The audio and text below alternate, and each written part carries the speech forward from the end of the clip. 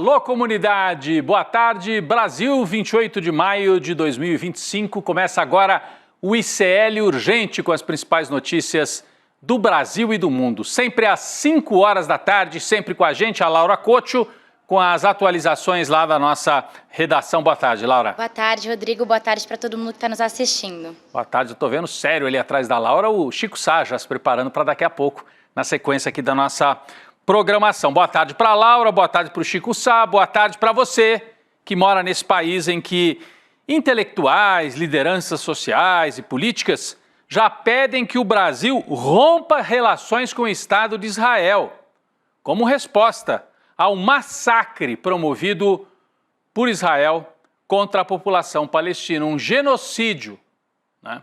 E aí tem esse manifesto importante, nós vamos falar daqui a pouco sobre isso, tanto no ICL Urgente quanto no N2. Mas vamos falar de outro tipo de violência, Hoje a Polícia Federal deflagrou a 7ª fase da Operação Cisâmnes, que investiga a corrupção em várias instâncias do Poder Judiciário. Então eles estavam investigando corrupção no Judiciário, mas trombaram com um esquema impressionante. Durante a investigação foi descoberta a existência de um grupo de militares da Ativa e da Reserva que abriu uma empresa para realizar espionagem e oferecer assassinato, eliminação de autoridades políticas no país, inclusive ministros do STF. Eles diziam, nós vamos matar comunistas. Estavam se referindo, sabe a quem? Alexandre de Moraes, Barroso, o ex-presidente do Senado, Rodrigo Pacheco. Nenhum deles é comunista. Mas mostra como essa turma aí dos porões, que veio da época da ditadura militar, continua achando que tem trânsito livre. Ah, nós oferecemos para matar. É um escritório do crime. Lembra que tinha a contratação lá no Rio de Janeiro, ligado às milícias? O Rony Lessa era do escritório do crime. Agora tem um escritório do crime fardado. Foi isso que a Polícia Federal descobriu. O grupo tinha até uma tabela de preço para executar as autoridades. Variava dependendo da função que essas autoridades exerciam. Está aqui, ó, valores pelos assassinatos. Um ministro do STF, eles ofereciam matar por R$250 mil.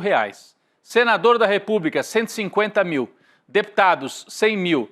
Pessoas comuns, né, lideranças para ser eliminadas, 50 mil reais. Pistolagem, só que fardada. Pistolagem, como a gente vê aí pelo interior do Brasil, e agora foi desmontado esse grupo pela Polícia Federal. A operação da PF se baseou em documentos encontrados na casa de um coronel da reserva, Coronel Etevaldo. Etevaldo é o nome dele. Etevaldo Cassadini, que está preso preventivamente em Cuiabá, capital de Mato Grosso. Laura Couto tem mais informações. Tinha muito dinheiro envolvido também, Laura. Apareceu a imagem aí. Mais informações para a gente sobre esse grupo, Laura. Pois é, Rodrigo, esse grupo se autodenominava Comando C4, que era caça de comunistas corruptos e criminosos. No papel, a empresa seria destinada a serviços de segurança privada, mas na verdade operava serviços ilegais como vigiar autoridades e planejar execuções usando garotas de programa como isca. A Polícia Federal apontou que os ministros Alexandre de Moraes e Cristiano Zanin, como você citou, além do ex-presidente do Senado, o Rodrigo Pacheco, do PSD de Minas Gerais, seriam possíveis alvos desse grupo de caça aos comunistas. O coronel da reserva, o Etevaldo Cassadini, ele é apontado pela Polícia Federal como um dos fundadores e financiadores do Comando C4 e é investigado no caso do 8 de janeiro por incitar militares contra a ordem constitucional. Rodrigo. Esse coronel aparece, claro, Laura, já acharam fotografia dele com a camiseta, você sabe de quem, né? Ele é apoiador de quem? Adivinha? Do Jair Bolsonaro. Rodrigo Pacheco, ex-presidente do Senado, disse que os suspeitos agiam como se o Brasil fosse uma terra sem lei e cobrou investigações sérias sobre o caso. Já está acontecendo a investigação, né? A Advocacia Geral da União soltou uma nota também. Vamos colocar aqui no telão a nota da Advocacia Geral da União, a AGU. Abre aspas. O governo vê com muita preocupação as sucessivas desarticulações de organizações criminosas fomentadas pelo extremismo político e um discurso de ódio proliferados nas redes sociais que se voltam contra a vida de autoridades públicas, em especial contra os ministros do STF. Vocês viram que o grupo se chamava C4, Comando de Caça aos Comunistas, Corruptos, Criminosos e tal. Isso é uma citação Há um grupo que existiu na época da ditadura chamado CCC, Comando de Caça aos Comunistas. Isso existia lá atrás e tinha participação de gente da extrema-direita, policiais, agentes do exército, tudo misturado com militantes de extrema-direita que partiam para eliminação física, para confronto de rua, em alguns casos para assassinato daqueles que eles consideravam ser comunistas. Então, é a reciclagem do CCC, só que agora mais sofisticado e com um discurso que parte dessa questão política, mas o objetivo era grana, cobrar, oferecer o serviço de eliminação de quem é considerado indesejável. É o fascismo. Fascismo, e eles aproveitavam para tirar um dinheirinho também. Polícia Federal de olho nisso, mas é perigosíssimo. Como disse a nota aí da AGU, mostra que a extrema-direita está a 1000. Nós não viramos essa página ainda. Nós não viramos, eles estão por aí. São os fantasmas atormentando o Brasil. Vamos falar sobre o estado de saúde do presidente Lula. Ele hoje mostrou na prática que está bem e voltou aos compromissos oficiais, viagens pelo Brasil.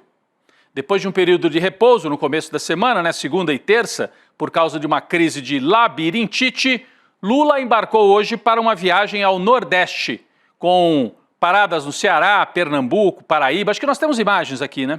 Lula visitou obras do projeto de integração do Rio São Francisco e falou, estava bem disposto. A gente tem aqui um trecho da fala do presidente Lula. Vamos lá. Isso aqui é a demonstração mais viva de que a natureza ela pode ser controlada em benefício da sociedade. Aqui o pessoal morria de fome, o gado morria de fome e ninguém dava jeito. Nós resolvemos dar jeito, resolvemos trazer água para cá. Isso aqui é simplesmente o seguinte, é um trabalho de um governo que conhece o sofrimento do povo nordestino, que conhece o problema da fome. Então eu resolvi, ao invés de levar o povo para ir trabalhar em São Paulo, para ir trabalhar no Rio de Janeiro, para ir trabalhar em Minas Gerais, nós preferimos trazer água para cá para o povo poder trabalhar aqui, criar seu gado aqui, plantar aqui e viver decentemente com a sua família aqui. É isso que isso aqui representa, dignidade do povo nordestino.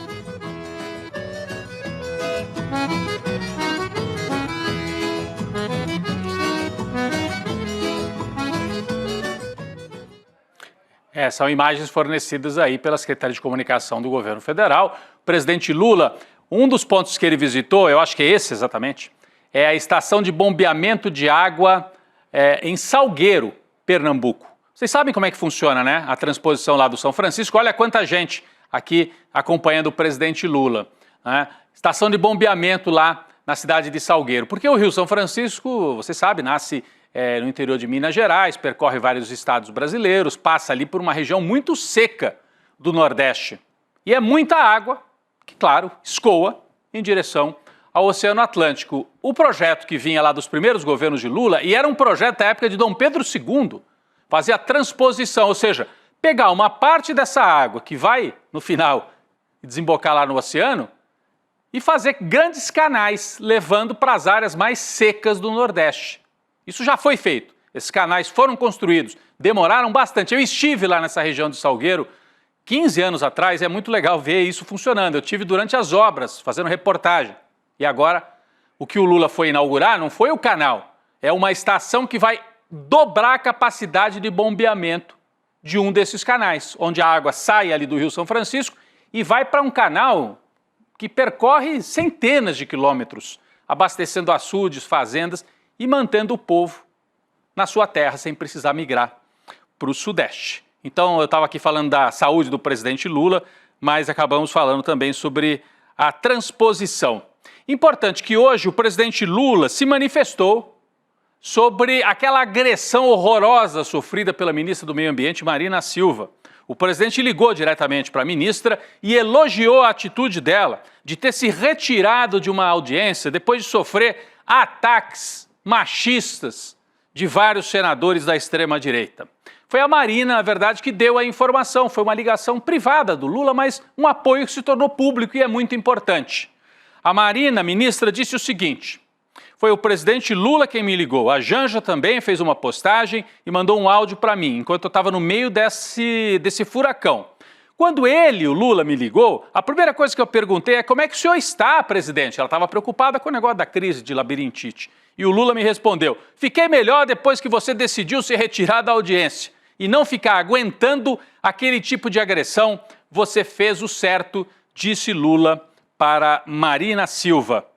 Bom, só que a extrema-direita não para, né? Como eu disse, tem comando para exterminar a gente, como eles já faziam na época do Bolsonaro, tem ataques combinados com os Estados Unidos, com o governo de Donald Trump, e tem a tropa de choque extremista no Congresso Nacional. Hoje, o alvo da extrema-direita no Congresso foi o ministro Mauro Vieira, das Relações Internacionais. Então, sai Marina Silva do alvo, ou ela nem saiu, né? Eles acrescentaram um alvo novo, o chanceler Mauro Vieira, que foi ouvido na Comissão de Relações Exteriores e de Defesa Nacional da Câmara. O tema era a restrição de vistos dos Estados Unidos para estrangeiros. Mauro Vieira disse que não recebeu retorno de uma carta que ele enviou para o secretário de Estado de Trump, o Marco Rubio, mas alegou que as relações não estão interrompidas e ressaltou o contato que ele tem com fontes comerciais dos Estados Unidos. Então, você sabe, os ministros são convidados, são convocados para prestar esclarecimentos no Congresso. Isso é como deveria ser, é normal. Cobrança, né, crítica, tudo isso é absolutamente normal. O que não é normal é a maneira de agir dos bolsonaristas, já faz muito tempo. O clima esquentou hoje, durante a fala do ministro Mauro Vieira, quando o Nicolas Ferreira, o tal, que age feito um moleque, mas é um homem adulto com cara de moleque, defendeu, e atitude de moleque, né? Defendeu a suspensão dos vistos de estudantes para estrangeiros lá nos Estados Unidos. É um vira-lata. Ele está defendendo não os estudantes brasileiros, mas está defendendo que eles sejam expulsos, impedidos de estudar nos Estados Unidos. É o bolsonarismo. Eles gostam mais dos Estados Unidos do que do Brasil. Vamos acompanhar, porque teve reação. Teve a fala do Nicolas e depois o Lindenberg Farias reagiu. Vamos primeiro ver a fala do Nicolas, do deputado.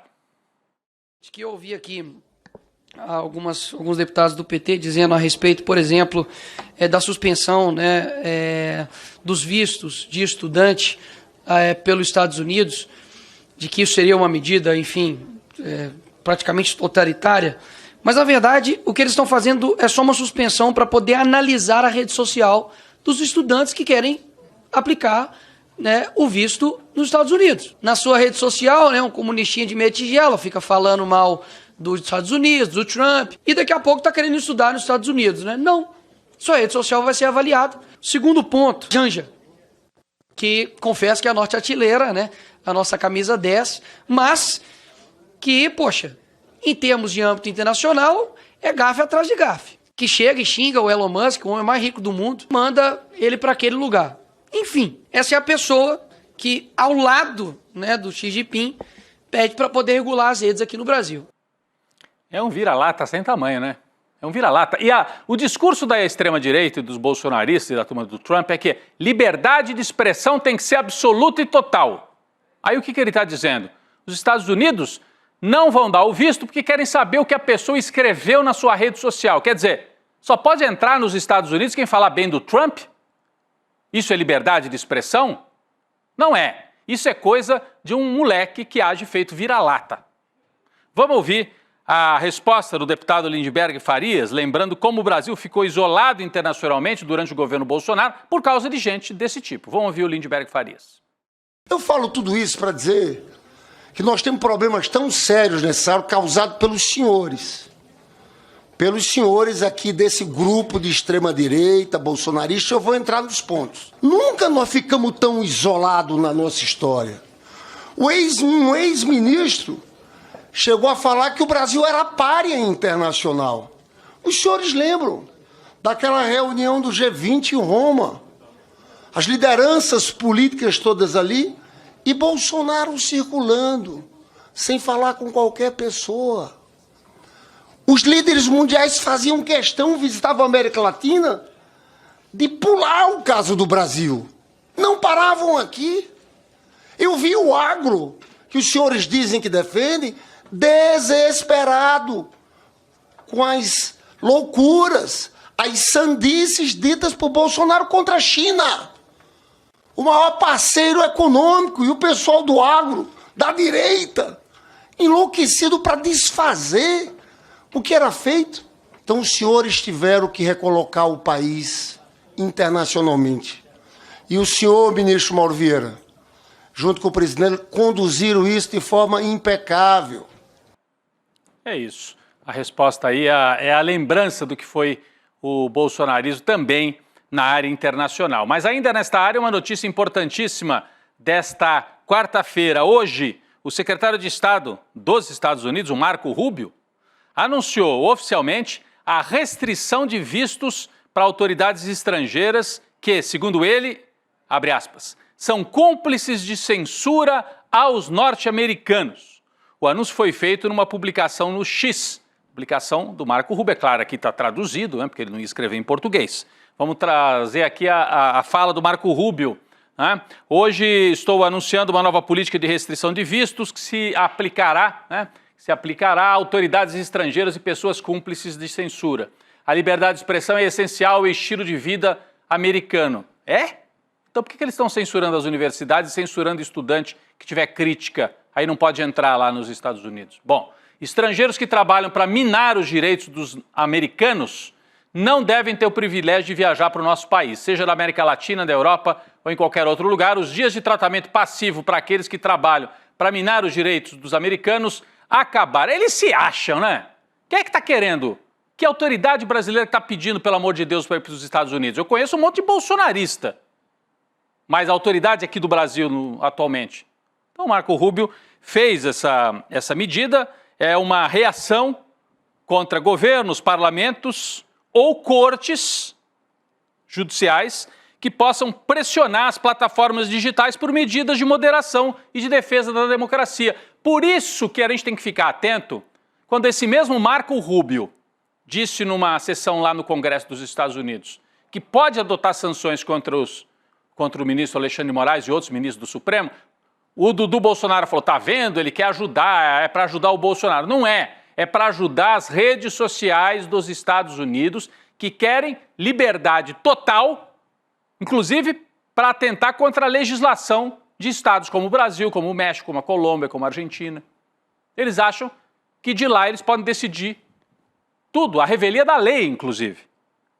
Bom, esse anúncio de hoje, muita gente está vendo, claro, ele não cita nominalmente, mas também como uma ameaça direta ao Alexandre de Moraes, ou indireta, pelo menos. Laura Couto traz mais detalhes para a gente, por favor, Laura. Rodrigo, o Marco Rubio ele não citou o nome do Alexandre de Moraes, mas esse pode ser sim um sinal de alerta para o ministro e para o STF em geral. Os ministros do Supremo não têm reagido bem sobre essas sanções dos Estados Unidos contra o Moraes. Mas o que tem mais incomodado os magistrados é a possibilidade das esposas deles, que têm escritórios de advocacia, também sofrerem sanções, como é o caso da esposa do Alexandre de Moraes. E essa tensão do governo Trump e do ministro pode se intensificar, já que o Moraes acolheu o pedido da PGR e abriu uma investigação contra o Eduardo Bolsonaro por atuação nos Estados Unidos contra autoridades brasileiras. Vamos aguardar a cena dos próximos capítulos, né, Rodrigo? Vamos aguardar. Vamos ver se vai vir sanção mais específica ou se vai ficar nesta de hoje. Vamos aguardar. Sanção, por exemplo, saiu uma lista de gente que eles consideram que não podem entrar nos Estados Unidos, que não pode entrar ou que não pode ter conta bancária, etc. Bom, no Brasil tem gente trabalhando para impedir que as sanções contra o Alexandre de Moraes e contra ministros em geral do Supremo avancem. A embaixadora brasileira em Washington, a Maria Luísa Viotti, se reuniu com o encarregado de negócios da Embaixada dos Estados Unidos em Brasília, Gabriel Escobar, para discutir o assunto. Eu vou virar para cá para a gente mostrar isso, para a gente mostrar aqui a manchete, né? A embaixadora do Brasil se reúne com um diplomata dos Estados Unidos. Segundo fontes do Itamaraty, a conversa entre Maria Luísa Viotti, né, embaixadora brasileira, e o Gabriel Escobar, que é esse que está aqui na tela, que é representante dos Estados Unidos, ocorreu em Washington, quando o Escobar estava em viagem ao seu país de origem. Ele atua no Brasil, mas ele estava lá, e aí a conversa aconteceu lá. A expectativa do governo Lula é que Gabriel Escobar coloque em pauta esse tema quando tratar do assunto com o secretário de Estado dos Estados Unidos, Marco Rubio. O Brasil trabalhando nos bastidores para tentar reduzir a tensão. Conta mais pra gente, Laura, sobre isso. Tem também entidades, né, reagindo a essas ameaças ao Brasil, né? O Conselho Nacional de Direitos Humanos divulgou uma nota afirmando que as possíveis sanções do governo Trump contra o ministro Alexandre de Moraes configuram uma grave afronta à soberania do Brasil. Quem se manifestou também foi o ministro das Relações Exteriores brasileiro, Mauro Vieira, que a gente mostrou agora há pouco, que estava na comissão da Câmara. Como a gente disse mais cedo, a gente não mostrou o vídeo do que ele disse exatamente, né? Mas eu trouxe aqui as aspas. Não tem cabimento nenhuma interferência em qualquer outro país. Cada país é independente e tem sua legislação específica. Rodrigo. Tudo bem. O ex-presidente Jair Bolsonaro estaria atuando pessoalmente para acertar detalhes dos depoimentos de algumas testemunhas de defesa indicadas por ele no inquérito do golpe de Estado no STF. A informação é da coluna do Igor Gadelha, do site Metrópolis. A informação é do Igor Gadelha. Virei aqui para outra câmera, pessoal. Vamos lá. A notícia é que na semana passada, Bolsonaro ligou para o senador e ex-vice-presidente Hamilton Mourão, do Partido Republicano do Rio Grande do Sul, antes de o general da reserva ser ouvido numa sessão conduzida por Alexandre de Moraes. Isso aqui é grave, hein, gente? É o Bolsonaro interferindo em depoimento de testemunha. Está aqui na manchete, é a apuração do Igor Gadelha. Bolsonaro ligou para o ex-vice dele, o Hamilton Mourão. Nós trouxemos detalhes do depoimento do Hamilton Mourão na apuração de Heloísa Vilela. Laura Couto, mais detalhes sobre isso aqui. É grave, né? Rodrigo, é bem grave. O Mourão, ele contou que o Bolsonaro procurou para pedir que ele reforçasse no depoimento alguns pontos que o Bolsonaro considera importantes para sua defesa. O principal pedido do ex-presidente foi para Mourão dizer que nunca ouviu qualquer menção do Bolsonaro sobre estado de exceção ou plano de golpe. Agora, o curioso é que depois da publicação dessa matéria, o Mourão procurou a coluna do Igor Gadelha e disse que a conversa entre ele e o Bolsonaro foi genérica. De genérica não tem nada, né, Rodrigo? Agora, a notícia não repercutiu bem no STF e na PGR. A avaliação dos ministros do Supremo é que, se ficar comprovado que o Bolsonaro manipulou ou coagiu o Mourão, o caso pode configurar obstrução de justiça. E importante, nesse caso, o Bolsonaro poderia até mesmo ter a prisão preventiva decretada pela Corte, Rodrigo. Pois é, porque o Supremo está indo com muito cuidado, evitar fazer uma prisão preventiva durante o processo. Em que caso que pode haver prisão preventiva? Quando o réu ameaçar fugir ou quando ele interferir no processo. Isso pode configurar uma interferência no processo, ligar para uma testemunha na véspera, combinando com ele o que ele deve dizer. Bom, a bola está com a PGR, que pode pedir ao Supremo a adoção de alguma medida ou cobrar esclarecimentos de Mourão e Bolsonaro sobre a conversa dos dois antes do depoimento. Falaram de futebol? Trocaram receita de leite condensado no pão? Alguma coisa ali da época militar, alguma história esquisita da época dos quartéis? Ou falaram do processo? Aí é interferência e pode ter consequência. Bem, coronéis da Polícia Militar do Distrito Federal confirmaram que o Exército agiu para impedir a PM de desmontar acampamento golpista. A gente já sabia disso, mas agora é a confirmação. A informação é do nosso colega Kleber Lourenço. É importantíssima essa matéria, apuração exclusiva do Kleber Lourenço. Em entrevista, a coronel Cíntia Queiroz revelou com exclusividade para o ICL que a Polícia do Exército adotou postura sistematicamente omissa diante das tentativas de desmobilizar o acampamento golpista montado em frente ao quartel-general lá em Brasília, após o segundo turno das eleições. Laura Couto, traz pra gente aí o resumo dessa matéria do Kleber, por favor. Rodrigo, a atuação do Comando Militar do Planalto não se restringia à inação, mas envolvia também interferências diretas para inviabilizar as operações da Polícia Militar do Distrito Federal. Segundo a coronel Cíntia, mesmo com a mobilização de efetivos, viaturas e estrutura para garantir a retirada dos manifestantes, o Comando Militar bloqueava a participação da Polícia Militar do Distrito Federal, cancelando as operações nas vésperas ou até mesmo durante a execução, sempre alegando falta de segurança. O coronel Jorge Naime, que também era comandante na época de operações da Polícia Militar do Distrito Federal, ele relatou para o ICL que a PMDF tentou diversas vezes realizar operações para desmontar o acampamento, mas foi sistematicamente impedida por ordens do Exército, Rodrigo. É grave e parabéns ao Kleber por essa reportagem exclusiva. Quem quiser mais detalhes está lá no nosso site, no ICL. O aumento das alíquotas do IOF, determinado por decreto do governo Lula na semana passada, desencadeou uma crise política em Brasília e pode ser barrado pelo Congresso Nacional. Hoje, o presidente da Câmara dos Deputados, Hugo Mota, do Republicanos, informou que o tema será discutido numa reunião com líderes partidários nesta quinta-feira. A pressão de parlamentares da oposição e de partidos de centro-direita, como União Brasil, já resultou na apresentação de 20 projetos de decreto legislativo para anular a medida. Parece que o governo já está se articulando caso isso aconteça. Só queria chamar a atenção, o Hugo Motta se distanciou do governo nesse tema. Nesse tema ele cola com o mercado financeiro. Ele tem sido até um parceiro na defesa da democracia, para evitar a anistia aos golpistas. Mas quando é tema econômico, ele se desloca. Aliás, o presidente Lula, a gente mostrou mais cedo, teve lá em 3 estados do Nordeste, inclusive Paraíba, num giro hoje, convidou o Hugo Motta para ir, porque o Hugo Motta é da Paraíba, e o Hugo Motta não quis ir, sinalizando um certo distanciamento.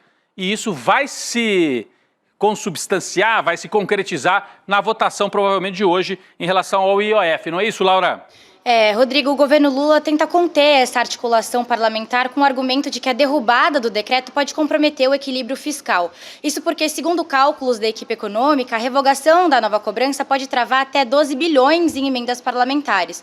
A arrecadação esperada com o aumento desse IOF é de 20 bilhões de reais, para essencial do plano, que é essencial do plano do Ministério da Fazenda para zerar o déficit fiscal de 2025. Só que tem uma pressão muito grande acima dessa questão do IOF, né, Rodrigo? Exatamente, e é um teste para o governo, um teste, tanto é, Laura, que o PDT já avisou que vai votar contra o aumento do IOF, né?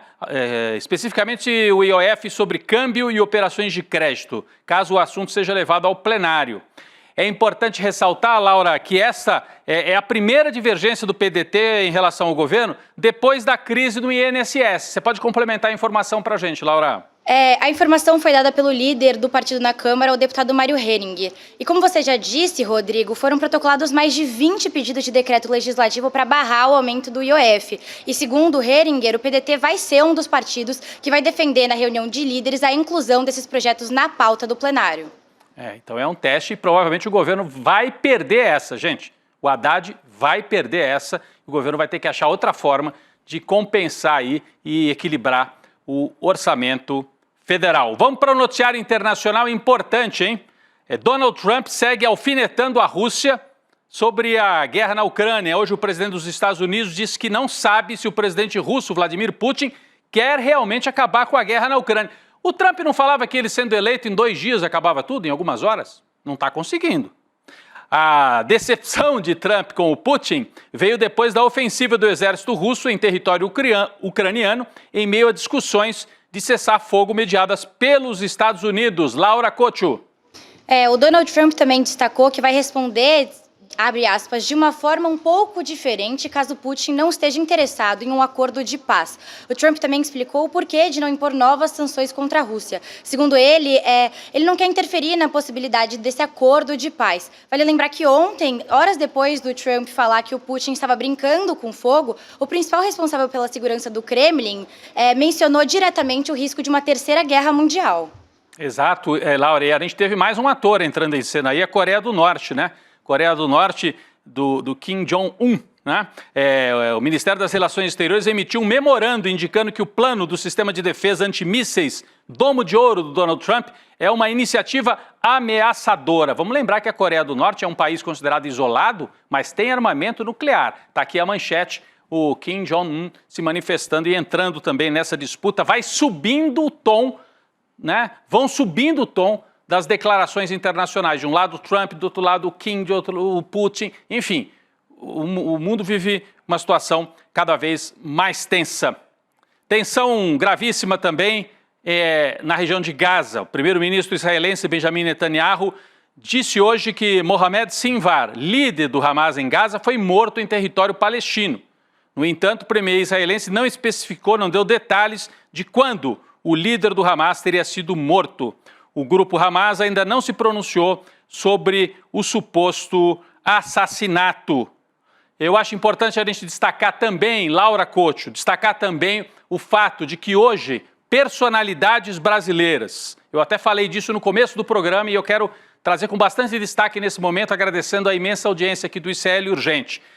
Personalidades, movimentos sociais, lideranças políticas assinaram uma carta pedindo para que o governo Lula corte relações com Israel, devido ao genocídio em Gaza. A proposta foi organizada pelo movimento Boicote, Desinvestimento e Sanção. O documento endereçado ao presidente Lula elogia o mandatário brasileiro pelos fortes discursos contra o genocídio promovido por Israel em Gaza, mas pede uma ação mais direta contra o Estado sionista. Algumas das personalidades que assinaram esse documento: Chico Buarque, Manuela Dávila, Gregório do Vivier, Vladimir Safatli, Érica Hilton, Fernanda Melchiona, Guilherme Boulos, Henrique Vieira, Luísa Erundina. Importante documento que chega à mão do presidente Lula pedindo que o Brasil rompa relações com um Estado que promove o maior genocídio do século XXI. A comunidade judaica, principalmente a sua ala de direita, é muito forte no Brasil, mas é hora de enfrentar esse tema. O Brasil vai continuar negociando com um Estado que promove assassinato em massa? Tá aí. Parabéns aos signatários dessa carta, cobrando uma posição, pedindo a posição do governo brasileiro. Pessoal, é amanhã, hein? O podcast Império Malafaia já foi ouvido por 500 mil de pessoas. Está no top 3 dos podcasts. E o ICL sendo alvo de ataques aí, campanha de ódio promovida pelo Silas Malafaia. Mas a gente não vai se intimidar, não. Tem muito mais revelação vindo por aí no documentário inédito Império Malafaia, uma produção original do ICL. Então agora, se você não ouviu o podcast, prefere tudo assim consolidado num documentário, inclusive com novidades que não estavam no podcast, assiste. É amanhã a estreia do Império Malafaia, o documentário, nesta quinta-feira, dia 29, às 8 horas da noite, também com as presenças do Edu Moreira, Juliana Dalpiva e Igor Melo, né? O Igor e a Juliana, que conduziram as investigações. Garanta o seu ingresso em iclurgente.com.br ou, então, pelo QR Code que está aí na tela. Muito obrigado, gente. Muito obrigado, Laura, mais uma vez pela parceria aqui na atualização das notícias. E daqui a pouco vem o N2 com mais informação. Até amanhã, Laura. Valeu, Rodrigo. Boa tarde para nossa audiência. Valeu, obrigado, gente. O ICL Urgente volta amanhã. Atenção, é amanhã. Depois de mais de um ano de investigação, está chegando o momento de mostrar tudo o que Silas Malafaia nunca quis revelar. Amanhã, dia 29, a partir das 8 da noite, o ICL exibe o documentário Império Malafaia, uma investigação exclusiva sobre o patrimônio oculto, poder político e o uso da fé como escudo para ficar muito rico. Você vai ver os documentos, ouvir o próprio Malafaia e aí você tira suas conclusões. É de graça, é aqui no ICL. Quer saber como as notícias do dia impactam o seu bolso? Então cola comigo no Mercado Investimentos. Durante a semana eu explico os movimentos da economia e o mais importante, como isso bate na porta da sua vida. No preço da gasolina, dos juros do cartão, do aluguel e do carrinho de compras. E eu queria te perguntar, o preço subiu mesmo? Porque as pessoas estão cautelosas e receosas com os preços. Elas acham que a inflação vai subir e aumenta essa desigualdade. De segunda a sexta-feira, ao vivo, das 11 às 11h30, um panorama econômico do Brasil e do mundo no canal do ICL Notícias. A informação que faz a diferença no seu dia.